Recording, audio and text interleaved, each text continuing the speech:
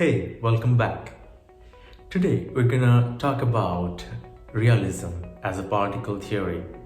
One of the first people who talked about realism was an Indian, and his name is Chanakya. He was born in 375 BC and he was the royal advisor of Chandragupta Maurya. And it is considered that the Chandragupta Maurya's time is also one of the golden period in Indian history. Now let's have a look at modern day history as early as 1469 when Machiavelli was born in Italy. So what is the common between these two people? These two people who are having 1800 years of gap between their existence. They both talked about realism in order to develop their own nation. Let's find out what did they talk about and how this theory is still so relevant in present day politics. Let's find out. Even before understanding their political theories, let's understand what realism is. So, in the political definition of realism, it emphasizes on that national interest, meaning that every nation will step forward with the idea which will serve its own state at its best and use pragmatic approaches for the solution of the problems. Machiavelli and Chanakya both agreed upon one thing, which is stability of a state. According to both of them, in order to materialize development of a state, the important thing is security.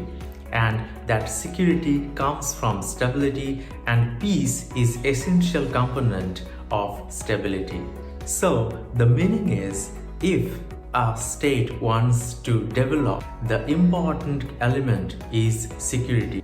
As long as the security is not consolidated in a state, that state cannot go on the way of the development. So here Machiavelli is focusing on 5 points that to consolidate a nation's security so that a nation can only walk on the path of the development, not being dragged by the problems, rather flourish and bring good to the nation and to its citizens. Having said that, let's now focus on the 5 points that Machiavelli presented in order to consolidate the security, and I feel they're still relevant in present day politics. So first, he talked about fortune. So it's a collective fortune of the citizens of a nation. It also includes any disaster that is an act of nature. So it can be a flood, it can be a cyclone. According to Machiavelli, these are also a threat to the stability of a nation. They might instigate problems in the nation. So here Machiavelli also replied to this question saying, when nature is against you, you better not to fight to win over nature, rather to minimize your loss. In that case, he also gives some examples. For instance, if there is a river flood, you can prepare a bond so that you can minimize your loss, but probably will not win over the nature. The next point is of conventional mentality. According to him, it may also can serve as a threat to national security. How? Here, he encourages to see religion a separate entity from nation. As he understood, this conventional mentality is often originating from religion. So he encouraged that to see religion as a separate entity from the nation. He also understood most of the obsolete and not so relevant in present day's scenario that these kind of thoughts are originating from the religion. So these obsolete principles and standards might not work in this present day situation to serve the nation's interest at its best. The third point that Machiavelli mentioned is of nobility. Here he introduces the law of necessity.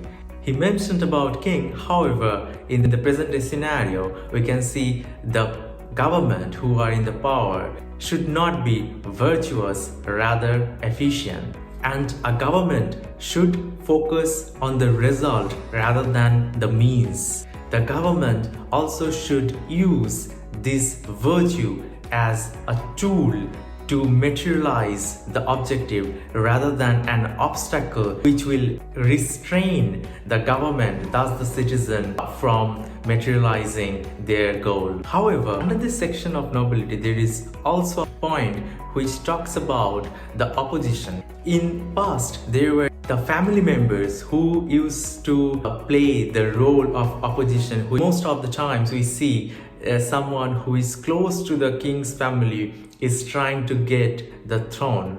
On other hand, in present-day democracies, we see the same idea is there, but as an opposition leader. We can still try to understand the idea of Machiavelli through the lens of opposition party's ideology. Here, there is also a suggestion from Machiavelli which goes like this, that who are close to the throne or the power is often greedy to be in the power. So they can serve as an enemy to the king so that the national interest. So when an external enemy sees that there is some problem existed already in home, so enemy can amplify that problem to drag down that nation. And here, those who are in power can utilize their diplomacy or other means to drag down the potential insurgents at home so that external enemy fails to amplify on that and harm the national interest. Machiavelli also mentioned that this idea of being not virtuous, it only applies to the king or the government who is in power. It doesn't go with the common people. Because if common people goes sinful, not so virtuous, then the nation state's development is also harmed. This is also one of the most controversial thought that Machiavelli presented, and also he faced some ban because of his sayings that a government or a king should be feared rather than loved, if not both. And he also encourages the government or the king to keep the common people satisfied and stupefied, and not to mess with any citizen's personal belonging. This is where the attachment lies for the common people, and an insurgent which is derived from this harm or personal interest of common people can contribute negatively to the national interest. The final point, in order to consolidate national security, that Machiavelli mentioned, it also somewhat related to the last one, which talks about that your enemy should be in your neighborhood. Someone who is from far away has already got some disadvantage in the course of fighting with you in order to transfer all the resources that they need to fight with you.